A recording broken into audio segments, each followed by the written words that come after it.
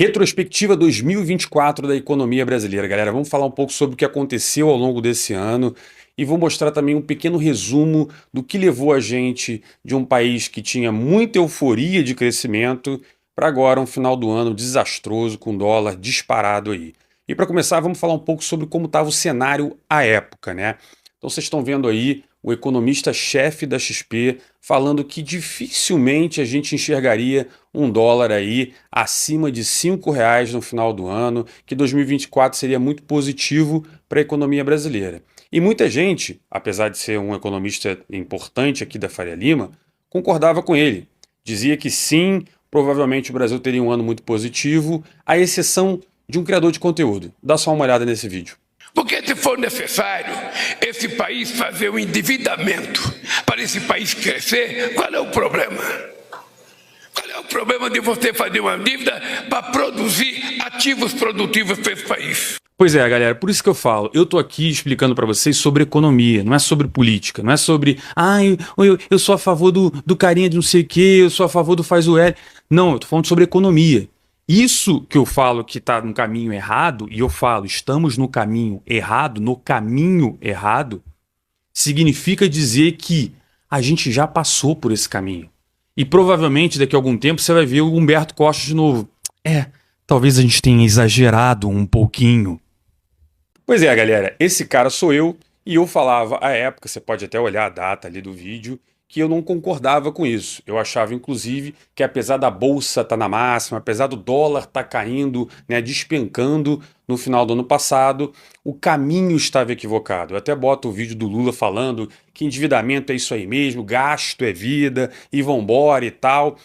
E me surpreende o fato que muitos economistas renomados aqui da Faria Lima, né, não pensavam dessa forma. Estavam sendo lenientes com essa postura equivocada do governo federal. Tanto é que logo no início do ano você dá uma olhada aí, notícia dizendo que o dólar iria a 4,50. Teve outro gestor aí que falou que um dólar a 4,20 não seria uma surpresa.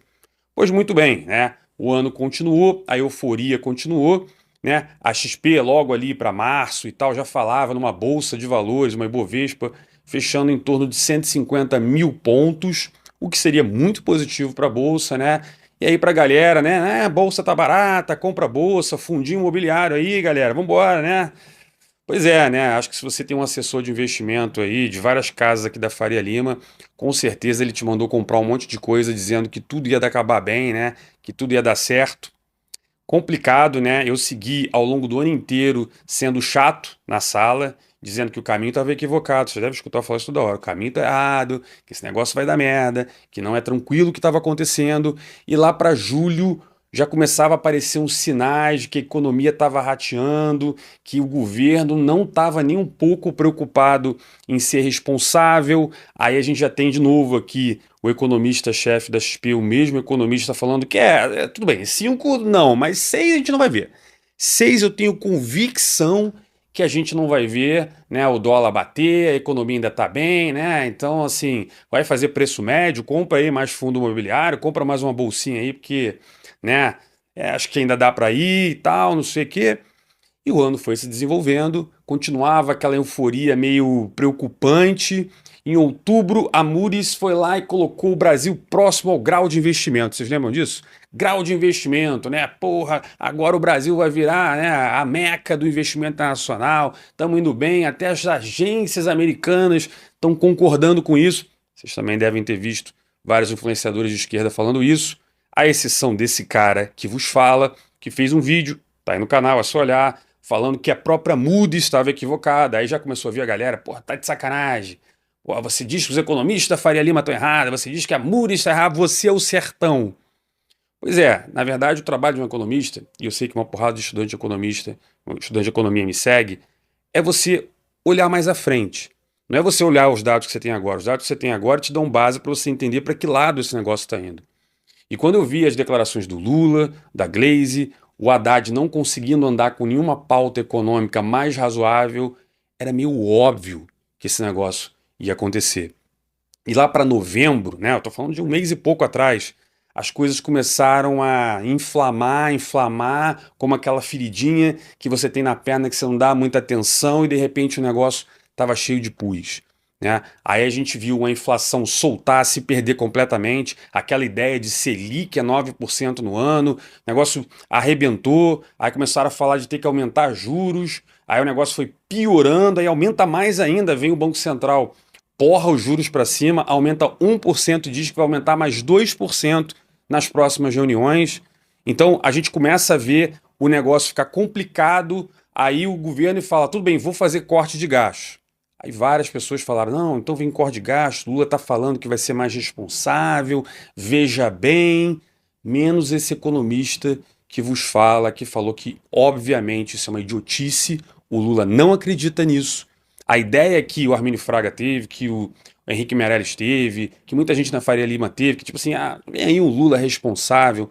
O Lula nunca foi responsável, né? E o que teve aqui na Faria Lima foi uma briga, é que nem dois carros, sabe quando, acho que já viu Velozes e Furiosos, né? Que vem um carro contra o outro e fica um acelerando até que um tenha, perca a coragem e tire da frente para o carro não bater, né? Pois a Faria Lima achou que o carro dela era mais forte, o Lula veio com a Gleisi Hoffmann e a galerinha do PT, acelerando, não tirou o carro, até que agora, no início de dezembro, quem tirou o carro da frente foi a Faria Lima, ela jogou a toalha e falou, de fato, esse cara é maluco, esse cara não está nem um pouco preocupado em fazer as coisas direito e esse país vai a pique, né?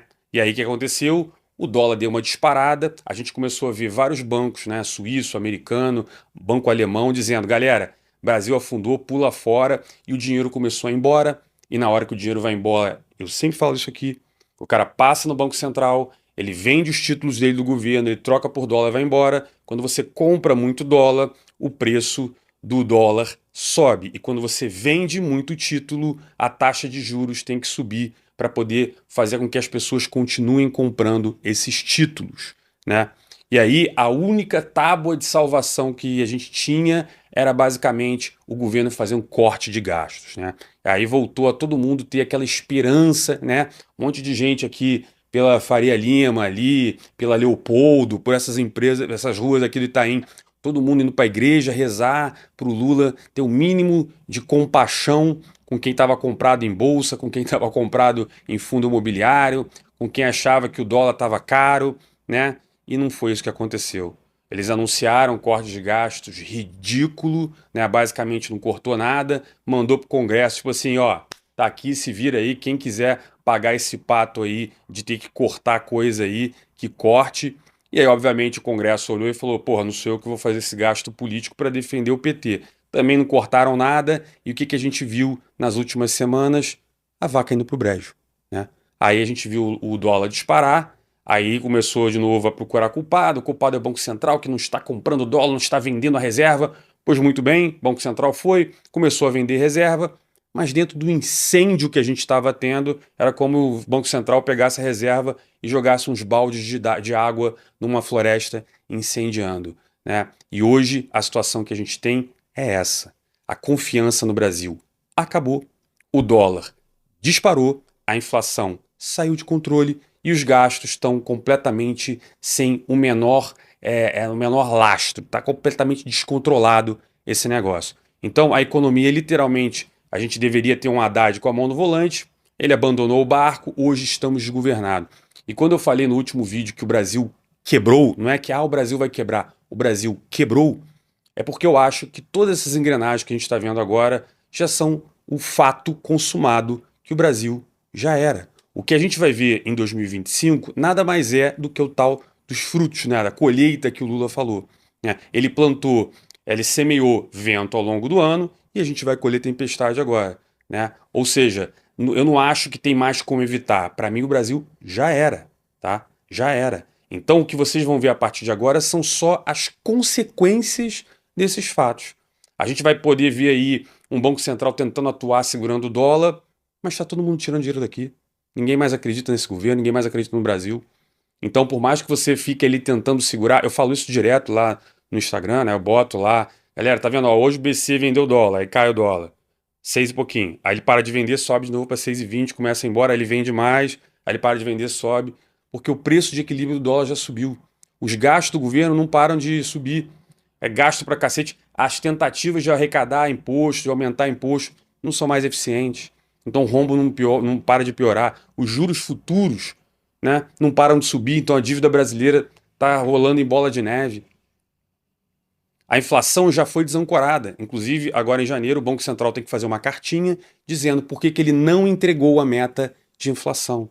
E com esse dólar que não para de subir e a inflação já fora de controle, esse negócio vai começar a galopar para cima. Então, para mim, né, que lá atrás fiz um vídeo praticamente sozinho, né, totalmente no contrassenso do negócio, né, tem até um livro muito legal do Taleb, né, o Cisne Negro, que fala, às vezes você tem que se posicionar, se você tem muita convicção. E tudo bem, eu poderia errar, eu não sou o cara mais foda do mundo, né? Inclusive várias pessoas também devem ter feito a mesma análise que eu. Só que eu acho que faltou para outras pessoas analisar o básico. Porque assim, nenhum desses economistas que eu coloquei aqui, nenhuma dessas casas que eu coloquei aqui, eles não sabem o que eu sei. Muito pelo contrário, eles sabem muito mais do que eu. Vários desses economistas aí são muito melhor do que eu. Só que o que faltou na análise deles é a racionalidade básica da coisa. Se o cara via essas declarações do Lula e acreditava que por alguma magia lá ele ia simplesmente não fazer o que ele estava falando, porra, boa sorte para você, né? Ou agora eu tô com medo, não é isso?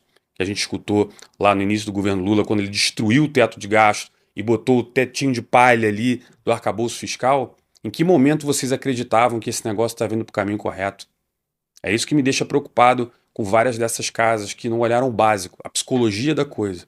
O cara nunca mentiu. Nesse sentido, o Lula nunca mentiu. Falou, vou fazer merda. Só que muita gente passou nesse período assim, não, ele tá dizendo que vai fazer merda, mas ele não vai fazer merda. Não, peraí.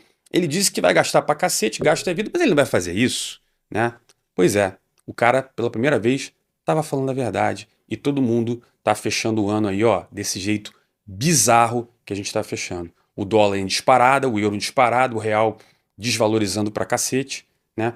A única coisa que está salvando a América Latina, por incrível que pareça, é o Milei na Argentina, que está fazendo um trabalho de melhorar a economia com políticas liberais, que a gente abandonou aqui quando entrou esse governo. Então, é triste falar isso, mas o ano foi horroroso. E ele só vai ser melhor do que o ano que vem, infelizmente. Se você gostou, curte, comenta aqui embaixo o que você acha, dúvidas, que eu vou tentar responder. Não deixe de seguir o canal e vejo você no próximo vídeo.